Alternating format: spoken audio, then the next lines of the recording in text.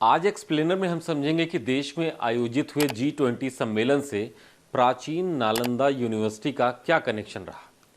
क्यों प्रधानमंत्री नरेंद्र मोदी G20 सम्मेलन में आए विदेशी मेहमानों को नालंदा यूनिवर्सिटी की तस्वीर दिखा रहे थे। कैसे बनी थी ये नालंदा यूनिवर्सिटी और क्या है उसका इतिहास। किसने तबाह किया विश्व की पहली यूनिवर्सिटी को। नमस्कार, मेरा नाम है अभिषेक पांडे और आप देख रहे हैं डेली लाइन एक्सप्लेनर।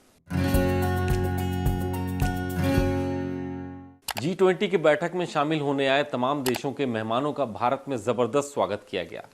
यह समिट दिल्ली में भारत मंडपम में हुई। G20 की बैठक में हिस्सा लेने आए 20 देशों के मेहमानों को राष्ट्रपति द्रौपदी मुर्मू ने डिनर पर बुलाया।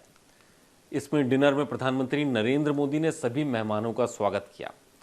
इस दौरान प्रधानमंत्री ने मेहमानों को भारत के सांस्कृतिक महत्व और विरासत से रूबरू कराया। जिस जगह पर प्रधानमंत्री नरेंद्र मोदी लोगों का स्वागत कर रहे थे, वहां पीछे बैकग्राउंड में 1000 साल पहले ध्वस्त की जा चुकी नालंदा यूनिवर्सिटी की तस्वीर भी लगी थी।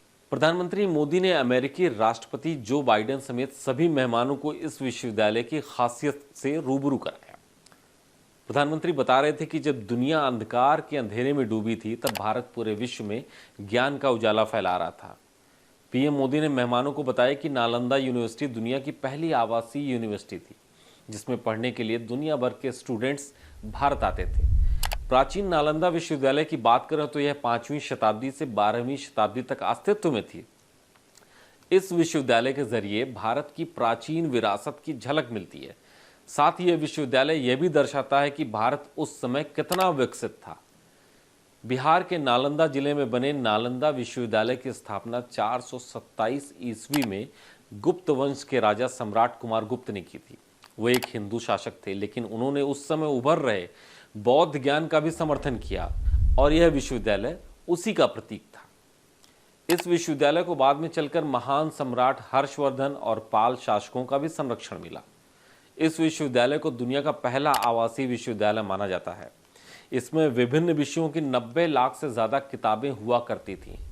दुनिया के सबसे पहले विश्वविद्यालय में उस समय पूर्वी और मध्य एशिया समेत विभिन्न देशों के 10,000 छात्र पढ़ते थे। माना जाता है कि गणित के जनक आर्यभट्ट 6वीं शताब्दी में इस विश्वविद्यालय के प्रमुख हुआ करते थे। विश्वविद्यालय की ओर से कुछ सर्वश्रेष्ठ विद्वानों को बौद्ध शिक्षाओं और दर्शन का प्रचार करने के लिए चीन, कोरिया, जापान, इंडोनेशिया और श्रीलंका जैसे स्थानों पर भेजा गया था। इस सांस्कृतिक आदान प्रदान कार्यक्रम ने पूरे दुनिया में बौद्ध धर्म को फैलाने और आकार देने में भी मदद की। जब विश्व की सबसे पहली यूनिवर्सिटी इतनी प्रतिष्ठित थी, तो यह नष्ट कैसे हुई, इसको समझते हैं। इतिहासकारों के मुताबिक प्राचीन नालंदा विश्वविद्यालय पर 3 बार हमले हुए।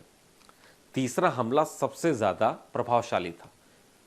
1190 के दशक में तुर्क अफगान सैन्य जनरल बख्तियार खिलजी के नेतृत्व में इस्लामी हमलावरों ने भारत पर हमला किया था। उस वक्त बौद्ध धर्म का प्रचार प्रसार अफगानिस्तान समेत मध्य एशिया में तेजी से फैल रहा था। इससे इस्लामी शक्तियां खतरा महसूस कर रही थी। बख्तियार खिलजी का पहला उद्देश्य भारत पर हमला करके यहां से सोने चांदी की लूट करना था, लेकिन इसके साथ ही दुनिया भर में बौद्ध धर्म का प्रचार प्रसार कर रहा नालंदा विश्वविद्यालय भी खिलजी के निशाने पर था। उसके निर्देश पर खिलजी के सैनिकों ने विश्वविद्यालय में आग लगा दी। यह आग इतनी भयानक थी कि कई महीनों तक नहीं बुझी थी। इसके साथ ही दुनिया में भारतीय संस्कृति और ज्ञान का यह शानदार अध्याय हमेशा के लिए खत्म हो गया। दुनिया भर में ऑक्सफोर्ड, कैम्ब्रिज जैसे प्रतिष्ठित विश्वविद्यालयों की खूब बातें होती हैं, लेकिन पीएम मोदी ने इस G20 समिट में नालंदा विश्वविद्यालय के इतिहास को सामने लाकर पूरी दुनिया को दिखाया है कि भारत प्राचीन समय से ही ज्ञान और शिक्षा के क्षेत्र में सबसे आगे रहा है। आज के इस एक्सप्लेनर में बस इतना ही। ये वीडियो आपको कैसा लगा, ये आप हमें कमेंट सेक्शन में ज़रूर बताएं। नमस्कार।